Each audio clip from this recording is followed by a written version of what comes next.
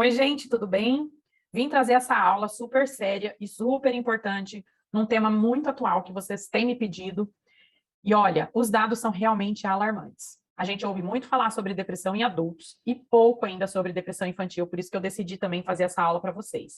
Segundo a Organização Mundial de Saúde, são mais de 300 milhões de pessoas sofrendo de depressão no mundo, 11 milhões só aqui no Brasil. Isso são estatísticas da depressão em adultos. Em crianças, existe uma perspectiva também assustadora de que a depressão vai ser a doença do século, o mal do século, enfim. Realmente existe essa projeção, né, de que a depressão atinja mais pessoas do que o câncer. Então, são dados muito graves, e eu decidi trazer nessa aula um estudo mesmo sobre os aspectos científicos, sobre o que tem se falado sobre isso, os sintomas, os sinais, como a gente ficar atento, quando procurar ajuda, tudo isso bem explicadinho aqui para vocês, tá? Como vocês já sabem, né, vou compartilhar aqui a minha tela, os slides ficam disponíveis para vocês, tá? Em PDF aqui abaixo da aula, para que vocês tenham acesso a esse material e possam aí relembrar a aula. Lembrando também que a aula fica gravada e enquanto você for assinante aqui, você pode assistir quantas vezes você quiser, tá bom? Vamos lá, então, falar sobre esse assunto tão sério. Durante muito tempo, a depressão infantil não era considerada um transtorno da infância, embora existem relatos antiguíssimos, né, de crianças tristes, enfim, que falam sobre sintomas que a gente conhece hoje como depressão. Essa caracterização disso como um transtorno, ela é muito recente, tá?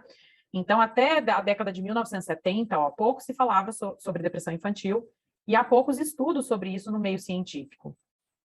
A partir dessa década que houve um aumento aí no interesse pelo assunto e maiores contribuições, né, que iniciaram-se mais estudos e pesquisas que comprovaram a presença da depressão na infância e na adolescência.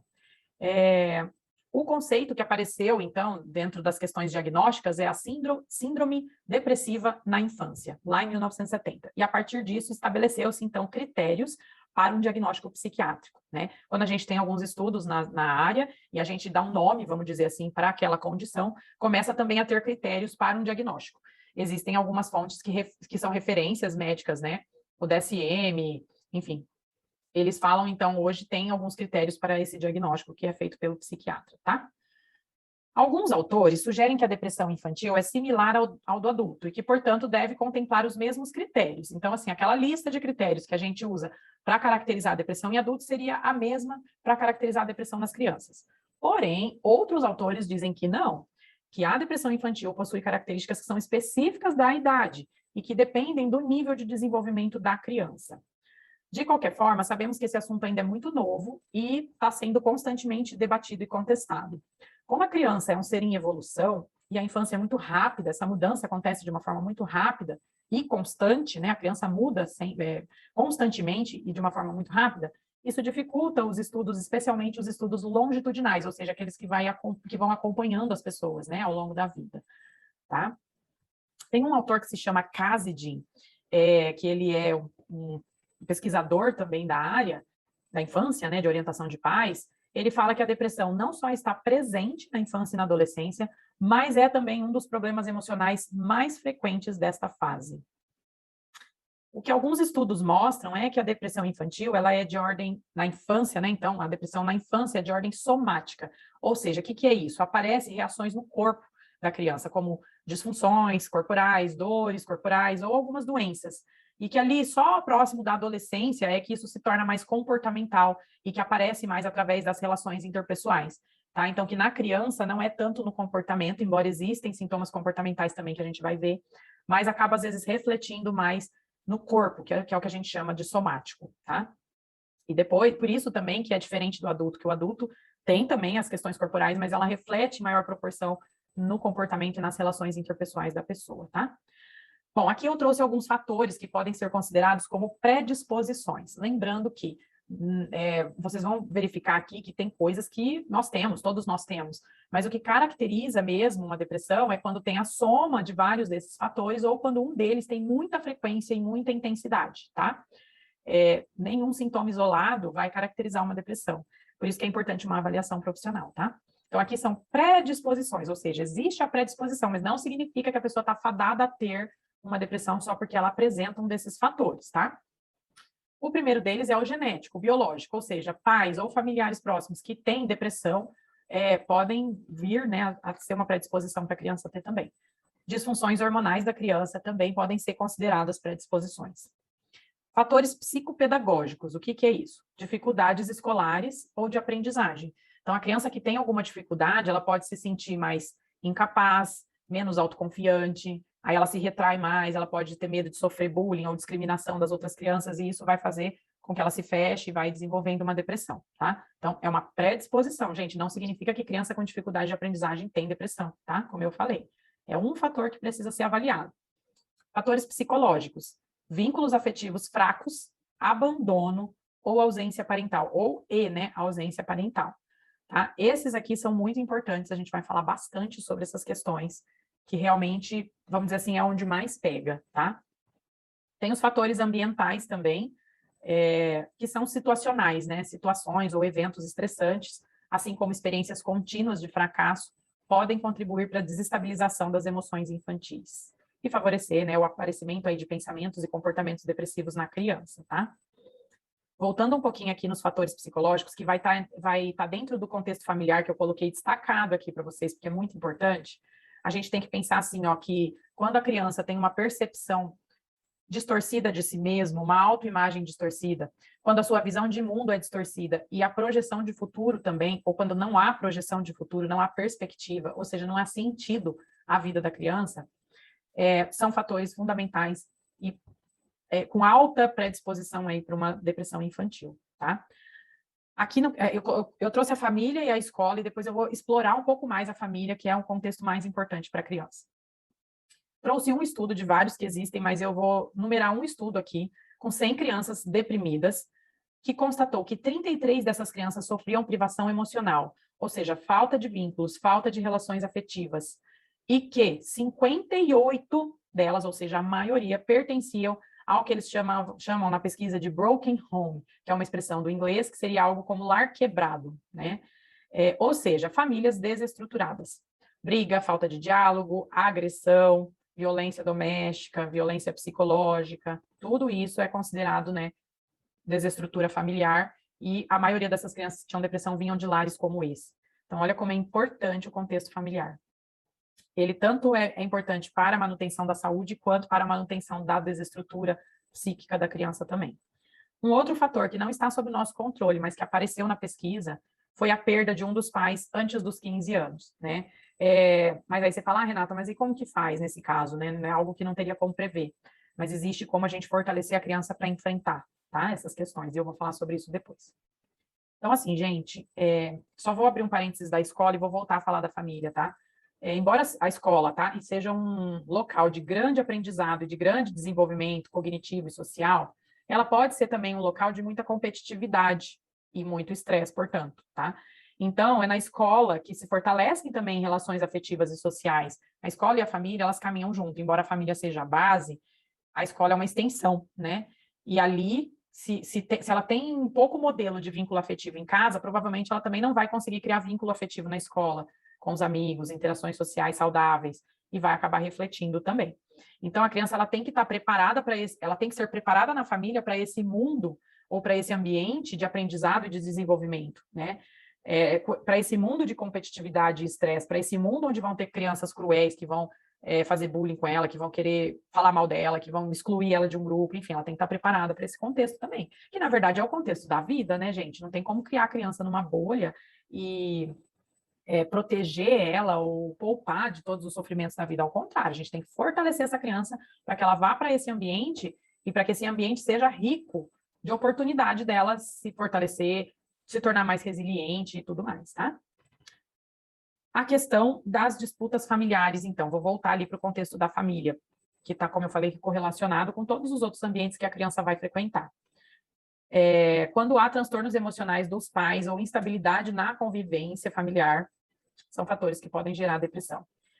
Outro ponto que eu quero trazer aqui para vocês, dois extremos que são igualmente graves, pais autoritários demais, muito punitivos ou muito permissivos, tá? Então, é aqui que vai do 8 ao 80.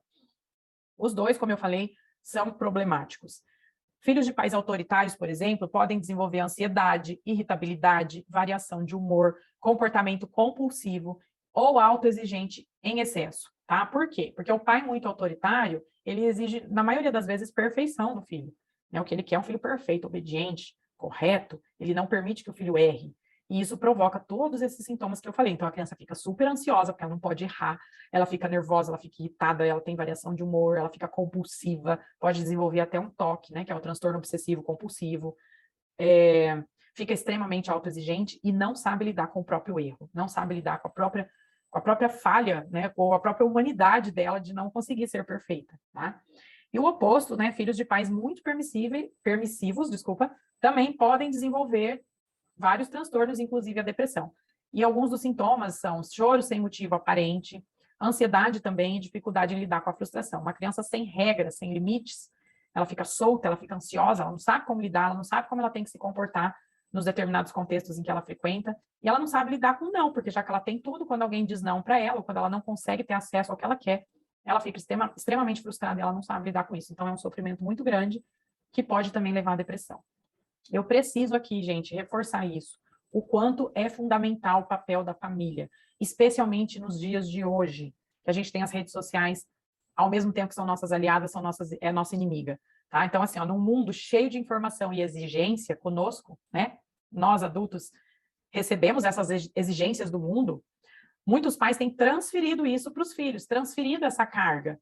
Ou seja, o filho tem que ser empoderado, tem que ser lindo, feliz, realizador, campeão, nota 10, obediente, excelente.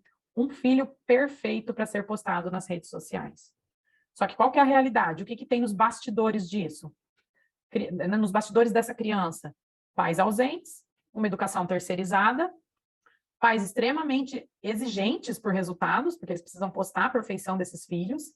Então, eles estão entupindo as crianças de atividade, porque a criança tem que ser excelente em tudo. Então, é inglês, é natação, é judô, é balé, violão, é comum, é futebol, é reforço escolar, é robótica, etc, etc, etc. E a criança não tem tempo de ser criança. Não tem tempo de criar conexão com as pessoas. Não tem tempo de ter vínculo afetivo. Não lhe é permitido errar. Não é permitido o erro que é próprio da sua condição de desenvolvimento. Olha o que eu escrevi ali, ó. Não lhe é permitido o erro próprio da sua condição de desenvolvimento. Gente, isso é muito grave. Isso promove depressão, sabe por quê? Falta sentido na vida dessa criança. Falta essência, tá tudo muito superficial. Quem é essa criança? O que ela tem de bom, de agradável, de gostoso, que não precisa ser fazendo coisas? Eu fiz um post esses dias na minha rede social sobre isso, que o sentido da vida não está em fazer coisas, está em sentir. Se você fizer coisas sem sentir, não vale nada. Você precisa sentir para fazer, você precisa se colocar no lugar do outro para oferecer algo de bom para o outro. Tá? Então, isso é muito sério, a gente tem que criar isso na criança, a gente tem que fortalecer essa essência dela, senão ela vai ser um adulto superficial, e ela vai ser um adulto depressivo, se já não é uma criança depressiva. Tá? Vamos ficar atento a isso, é muito sério mesmo. Outra questão importante de colocar aqui, que talvez machuque ouvir isso, que uma criança que ela está em depressão, ela está vivendo um contexto familiar doente. Ou seja, a família está doente, não tem como dissociar. Pais que se humilham, que se ofendem, né, entre si, traição, pais que não têm tempo. Eu escuto muito isso. Ah, mas a qualidade é mais importante do que a quantidade. Não é. Não é. Tem que ter os dois. Tem que ter qualidade, tem que ter quantidade. Tá? Tem que ter equilíbrio, gente, em tudo que a gente faz na vida. Então, os pais que não têm tempo para os filhos agora vão ter que ter tempo lá no futuro.